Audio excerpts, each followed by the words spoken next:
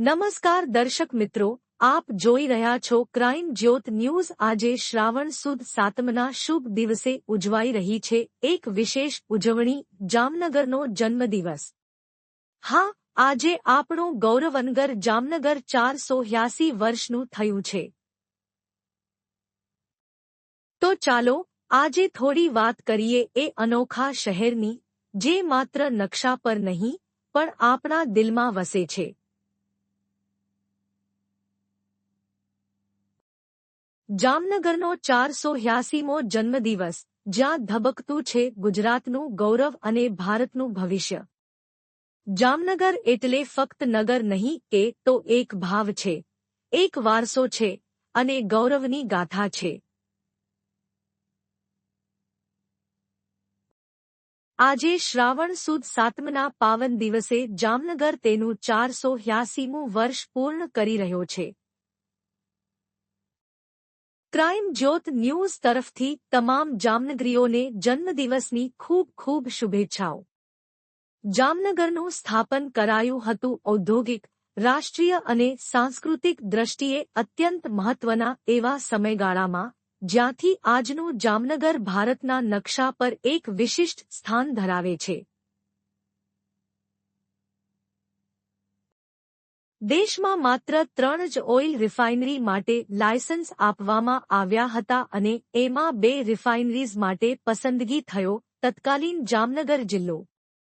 Army, નૌસેના અને વાયુસેના ત્રણેય દળોનું એક જ શહેરમાં હાજર રહેવું એ માત્ર નવી દિલ્હી બાદ જામનગરમાં જ જોવા મળે છે।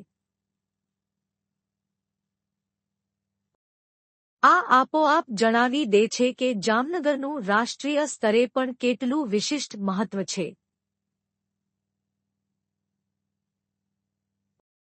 જામનગરની આગવી વાત એ છે કે અહીં કામ માટે આવેલા લોકો પણ આ શહેર છોડવાનું ઈચ્છતા નથી। ના અધિકારીઓથી લઈ ડિફેન્સ કર્મચારીઓ સુધી એક નહીં, અનેક લોકોએ જામનગરને પોતાનું જતન કહ્યું છે, વતન નહીં પણ એના કરતાં પણ વિશિષ્ટ એક લાગણીભર્યું ઘર। ડિફેન્સ કોલોનીથી લઈને વાયુંગર સુધી અને જામ રણજીતસિંહથી લઈને અજયસિંહ જાડેજા, રવિન્દ્રસિંહ જાડેજા સુધી જામનગર આજે પણ દેશના દિલમાં ધબકે છે। જામનગરનું આ 480મું વર્ષ સમગ્ર શહેર માટે નવી શરૂઆત બની રહે એવી અભિલાષા સાથે ક્રાઇમ જ્યોત ન્યૂઝ તરફથી આપ સૌને જામનગર નવાનગર જન્મદિવસની ખૂબ ખૂબ શુભેચ્છાઓ। જામનગર મજાનગર એ માત્ર વાક્ય નથી, એ આ ભૂમિની ઓળખ છે। જામનગર માત્ર શહેર નહીં, એ તો એક સંસ્કૃતિ છે, એક વિચારધારા છે। આજે તેના 480માં જન્મદિવસે આપણે સૌએ આ શહેરને વધુ સુંદર અને સમૃદ્ધ બનાવવાનો સંકલ્પ લેવો જોઈએ। ક્રાઇમ જ્યોત ન્યૂઝ તરફથી સર્વે જામનગરીઓને જન્મદિવસની હાર્દિક શુભકામનાઓ। હું જોતા રહો, જાગતા રહો। તમારું પોતાનું ક્રાઇમ જ્યોત ન્યૂઝ। આવી માહિતીસભર અને ગૌરવભર્યું ન્યૂઝ જોતા રહો।